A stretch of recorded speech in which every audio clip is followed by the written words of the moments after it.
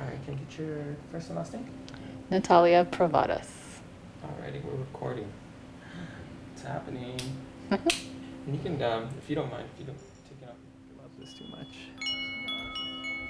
Yeah. That's fine. It's like whatever you want.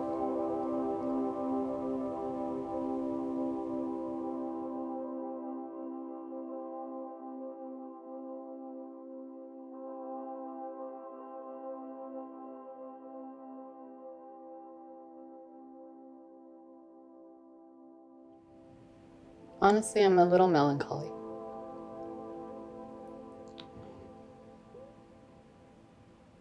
To be honest. But I'm not hopeless. I got some scan results that weren't good. Not life-threatening, but not good.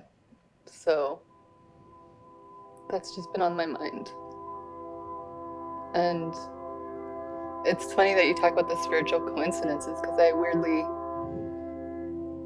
feel this dual feeling of like, oh my God, something amazing is coming. But then this kind of, it doesn't overshadow that feeling, but it definitely confuses me, because I'm like, how could these exist at the same time?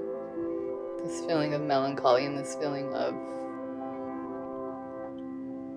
happiness and joy that I feel.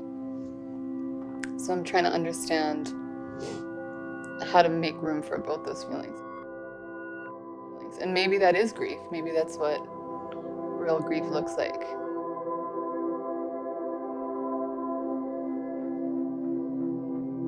I was a quote-unquote accident child. My mom was feeling sick and she was pregnant, about 42 years old, and so she took maybe 2 or 3 buses from our house in Anaheim to Santa Ana to see a doctor. She went there and she had a test done, and the doctor's like, oh, there's nothing wrong with you, you're just pregnant. She felt like fainting, and she felt kind of ashamed and really shocked and surprised, and she rode the bus back thinking like, what am I gonna do? Like when my doctor read the news, he was like, listen, don't freak out.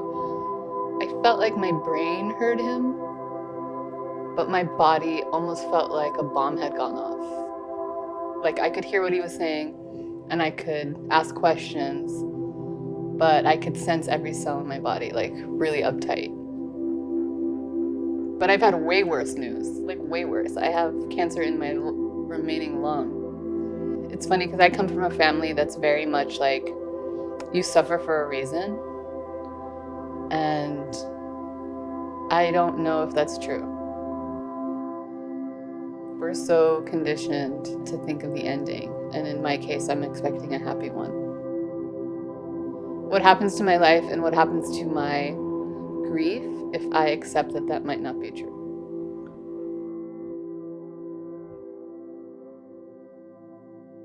I think that I was conditioned a lot by my father, my family, my culture. I don't know where I can place it to not really connect to ourselves, right, and to our pain.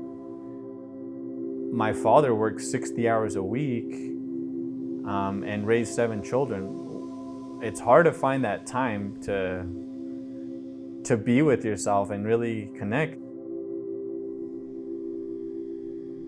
My father and my mother, being immigrant parents raising a lot of children, didn't have a lot of time and space to really connect with themselves and kind of touch their pain and cultivate compassion.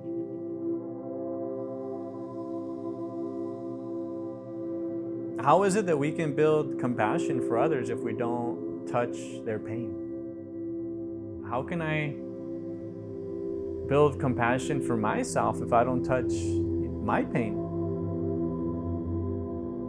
If I can sit with that truth, how does that shift my joy, my happiness, my shame, my grief? How does that illuminate my world? Because sometimes when you're searching for the happy ending, you're sort of missing everything.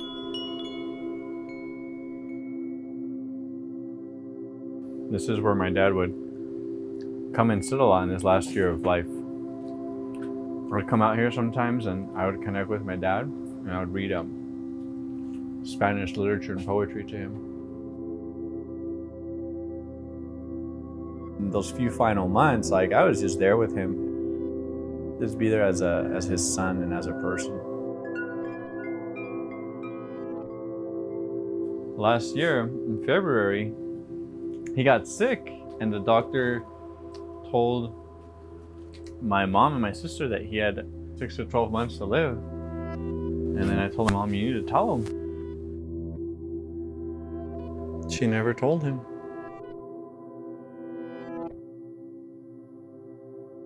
You know, what's on my mind a lot is like, I wish I had more time. But the truth is, I don't know how much I have. On a practical sense, I'm not given a prognosis. Maybe on purpose, I have no idea. But I am forced to be more present. I am forced to make choices that are more tuned in to the idea that I don't have a lot of time. Maybe there is a level of intensity I'm experiencing that other people have to find out over a longer period of time.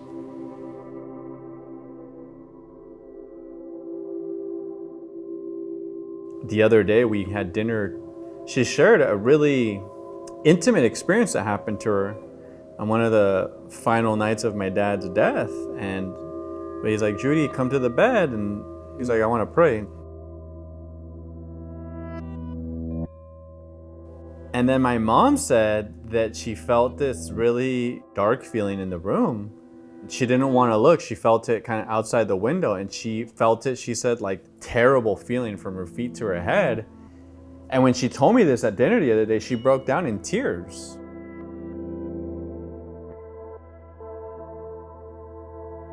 You know, I've been thinking about a lot how I've been able to survive cancer so long with what I think is a very high level of joy. And I'm like, oh, I see my mom and I see the way she grieves, which is to not grieve. I do feel that I am helping my mother grieve, holding her hand as she takes me on these journeys, if you will. You know, we just need to kind of acknowledge those parts in us, as some people would say, are broken. But maybe another way of saying that is just, you know, a part of us.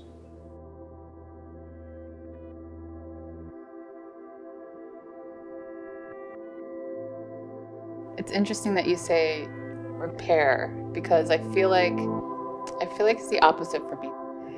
I'm a fully formed person that is now actively deconstructing.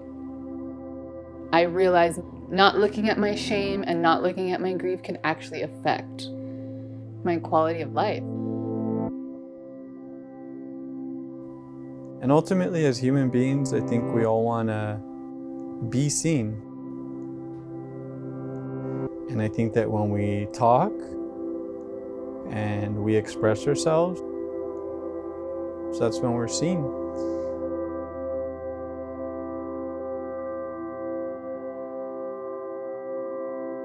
How are you feeling right now? It's nice to talk. I feel really good.